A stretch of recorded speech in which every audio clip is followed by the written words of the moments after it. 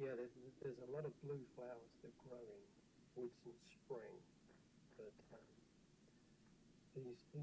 this particular plant is pretty much unique to northwestern Europe.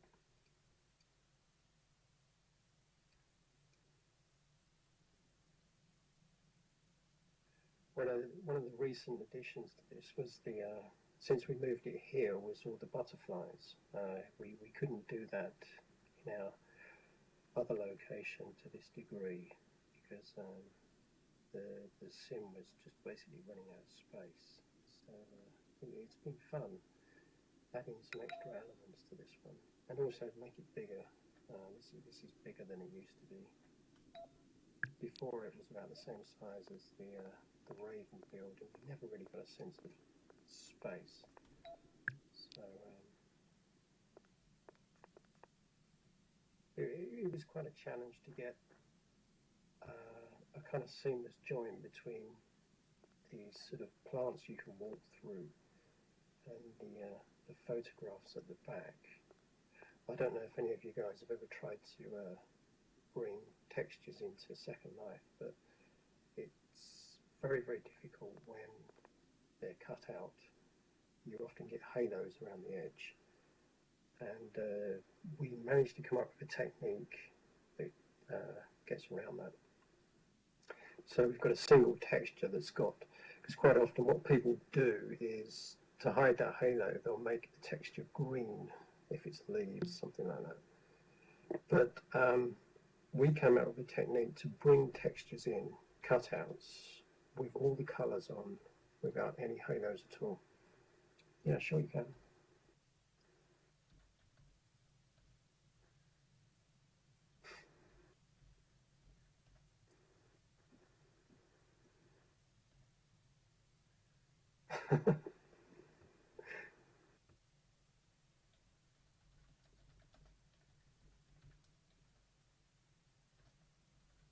I see someone's found the tree hug pose.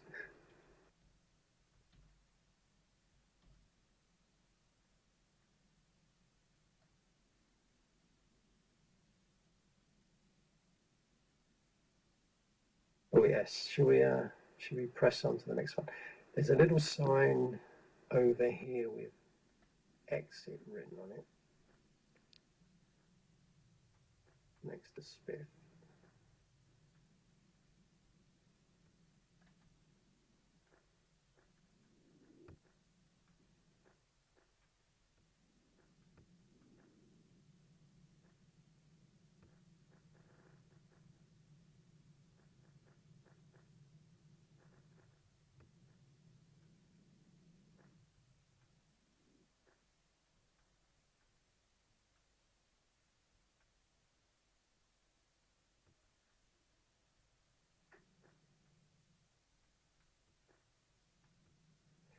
So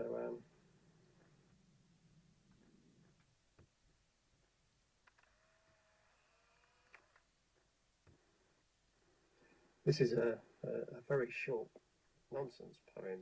The entire poem is on the outside of the build, actually. But it was, I've got a young daughter. I'm going to give you a Flickr link. She actually designed this, so it was great fun to take a child's drawings and bring them to life.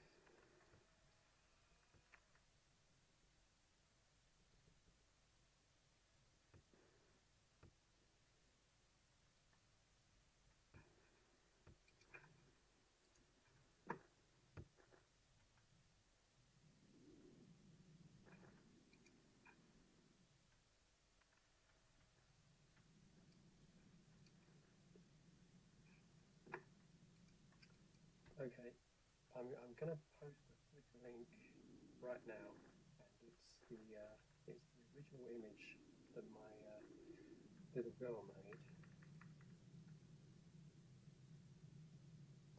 I hope that works. And my build partner, who sadly can't be here because she's got an injury, she took this picture and turned it into this tree beside me.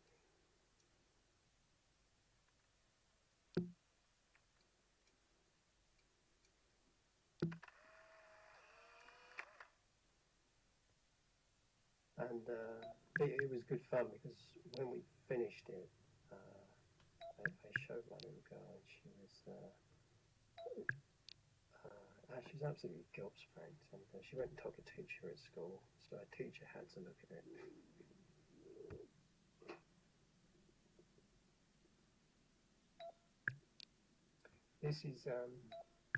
This box is the only one where we were able to get every word from the poem in the build. Every single word is in here somewhere. You can kind of follow the story. Usually whenever you see an illustration of this poem, you see an owl and a pussycat in a boat.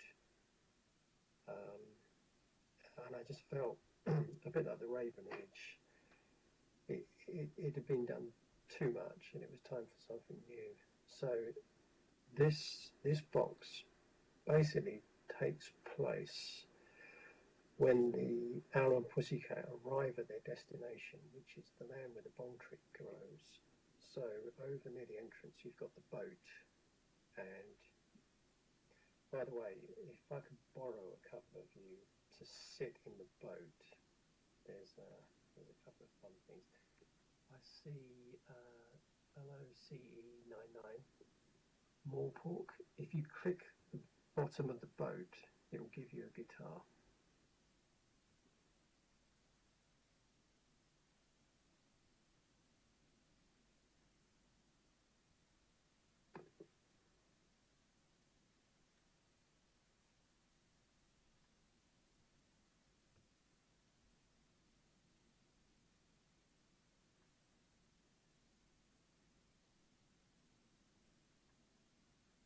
Oh, there we go, she's got it.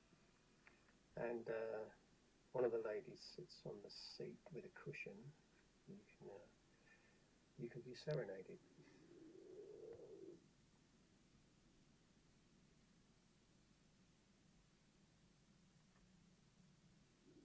We've also put some fun things up high on this. There's actually a kind of ledge you can walk about on up there, and somebody's already discovered the swing on the star. And there's a couple of poses on the moon. Yeah, the colours were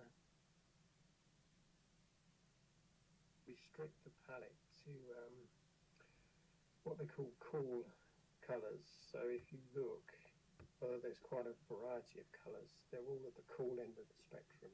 So you've got purples, blues, greens, but there's never any, there's no major elements of like orange. I think one of the bong tree fruits is orange, but apart from that, it's basically cool to try and capture the look of moonlight, if you like. So, yeah, this was good fun.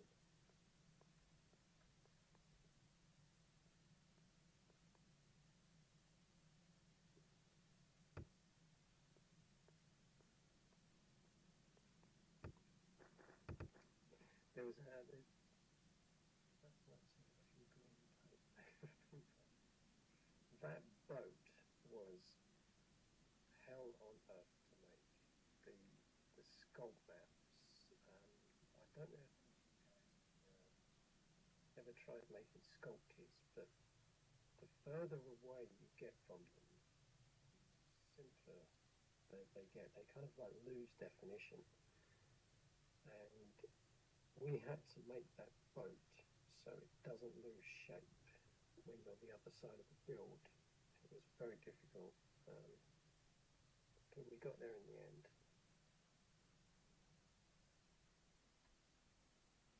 Yeah, the waves, they were drawn by my little girl as well, so I just grabbed them, brought them into Second Life and made them move.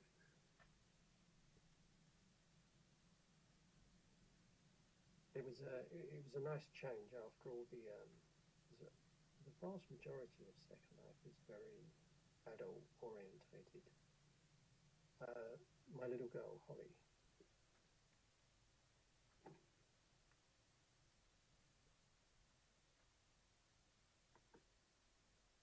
If if you come in close to the bond tree, the textures that come exploding out of these fruits are just mad.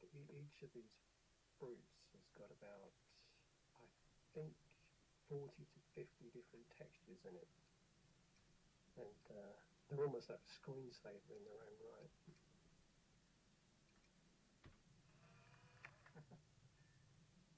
It's a good name for a little girl.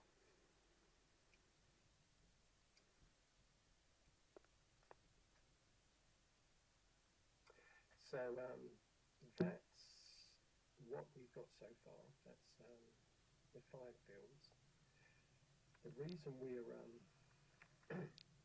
actually got another sim, our home sim, where we usually live, but we're over at LEA at the moment because we're making another build below us. It's at very early stages at the moment, but you're more than welcome to come back and watch it being built. All you have to do is go to the hub thing where you arrive and just walk off the edge. Well, it's been a pleasure. It's good fun.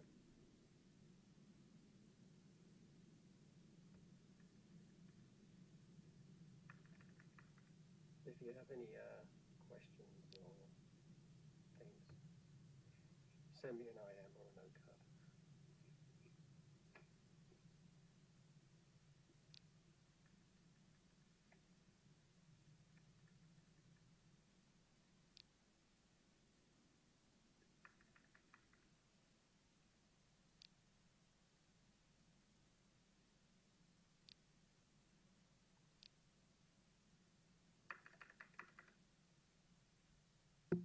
Yeah, thank you.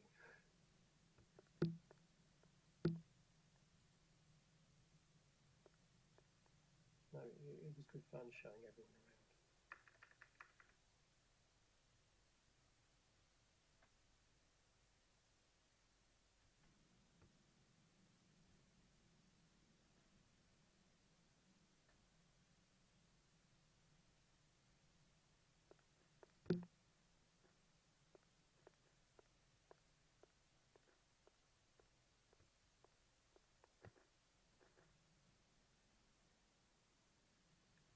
You're kind to say so. If any of you guys are into building, I would say a word of advice. Nearly all the textures in here are what they call 1024, which means they're big. And usually they say to people, don't do that. But because the builds are enclosed and you can't see out of them once you're inside, you can get away with it.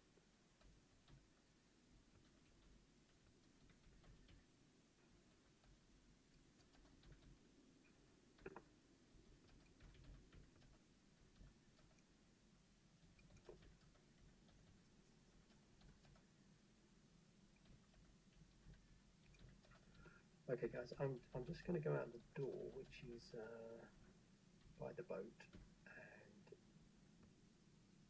and a donation box. I don't have a donation box, no. We do have, if anyone's interested, we do have a store at our home sim where we sell things to do with this art, and also we started to sell the builds as well. Actually, we've got the Raven up for sale now. People want one as a sort of luxury skybox. I can't remember the price.